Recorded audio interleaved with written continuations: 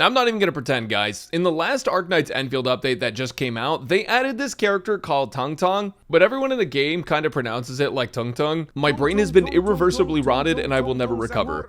Arknight's Enfield has been out for around 2 months now, and with the most recent Tung Tung Tung Wuling update, we've officially left 1.0 behind and soon to also leave 1.1. In both patches, there's a substantial new part of the map to explore, characters to pull, a continuation of the main story that last dropped us off in Wuling, and even more exciting content promised to us coming soon. Before we get to any of that though, this is the best chance I'm going to get to look back on what Enfield has done right so far, and I want to share why I think it's only going to get better the deeper we get. Aside from the fact that you can roleplay as Po from the hit movie Kung Fu Panda, this game has a lot of other great factors that make it stand aside from the crowd of current gachas. My name is Braxophone, you can call me Brax, and let's talk about Arknight's Enfield and what it does exceptionally well as how it's raising the bar for the gacha gaming industry. Usually I'd blow past the story, but it's pretty relevant to this game's development, and for those of you who are new, I'll give you the basic rundown. Let's start at January 22nd, 2026, when Arknight's Enfield actually released. Griftland introduces you to the world of Talos 2 through the eyes of self-made business mogul and professional union buster administrator. So dedicated to the grind they don't even have a real name, and everyone throughout the story calls them the equivalent of boss in pretty much every interaction. Coming out of the coma, you meet Perlica, your shareholder-approved wife who's been running your company into the ground while you've been gone. Like all great companies, they'd be nowhere without their CEO, so the moment that you're back on the field, you kind of immediately just make everything better. Clearing out the local wildlife and the local union workers, you team up with some employees and Chen Qianyu, your bodyguard, to secure Valley 4 and beyond so you can manufacture materials and construct a convention center on Talos 2 to house the largest furry convention ever. From there, you move on to following in BP Oil's footsteps, ravaging the beautiful world around you with zip lines, factories, mining platforms, power pylons, anything and everything you can in the name of progress. At a certain point, you're harassed by a group of anti-furries intent on stopping the Endman's furry convention from taking place, only for them to get pretty rolled, in all honesty. Like, they really do not put up a challenge. I'm not sure why they try. At some point, you come across the real antagonist behind everything, the Vague Post Queen, who knows you and knows the things that will happen, perhaps. The Vague Post Queen's ultimate goal is revealed to be the activation of the IRS tax portal, forcing Endfield Industries to pay the $4.2 billion in unpaid taxes it owes. In an actually very engaging and well-done boss battle, you defeat the Vague Post Queen, and she hints that you need more time to defeat her, perhaps. With that crisis averted, your employees inform you that Wuling furry technology has far surpassed what Valley 4 is capable of, and so you head out with Perlica and Chen Qianyu to acquire this technology for Endfield Industries, where you're intercepted by the Vague Post King, Ardashir. He later reveals that he's on the same side as the Vague Post Queen, the IRS, and that he knows you, and you won't like what he and his partner will be doing to you in the future, perhaps. With that, he releases IRS agents in an attempt to audit you, literally slimy creatures and toxic sludge. This is where Tung Tung introduces herself. She gets you into Wuling City, allowing you to meet Zhuang Fangyi, the de facto leader of Wuling. She thankfully hands off Wuling's advanced furry technology and allows you to set up a base of operations to harvest and cultivate more furry technology across Wuling, all for the convention. From there, you do some odd jobs around Wuling, and most recently, help Tung Tung kill her brother, but like, it's chill because he was working for the Vague Posters, but also she immediately forgives you and is actually mad at her brother before eventually forgiving him because she is at Spicy Hot Pot with the Endman. That's where we are so far in the story, and obviously that's pretty heavily condensed down to the most important moments and characters, but if I were to sit here and explain everything that happened, I'd actually have to tell you who Andre is, and I'm sick and tired of listening to this guy, so let's pretend he doesn't exist. Editor, blow that guy up.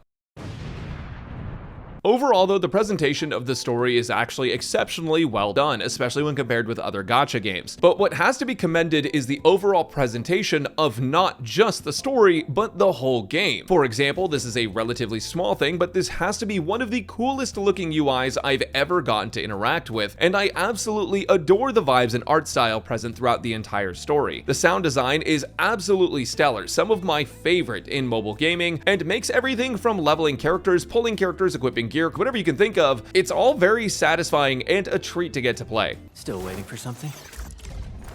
I'll never forget the sight of them. I think it's nice to have a game be so focused on the personality of the characters rather than the personality of the characters. I'm just saying that it's pretty sick that I get to play as a panda named Da Pan who hits people over the head with a giant wok. The voice acting of all the characters in the game are pretty incredible. I bring that up now because Da Pan specifically sounds like they found the first random Chinese uncle they found on the street and paid him money to voice a bunch of lines. Endman!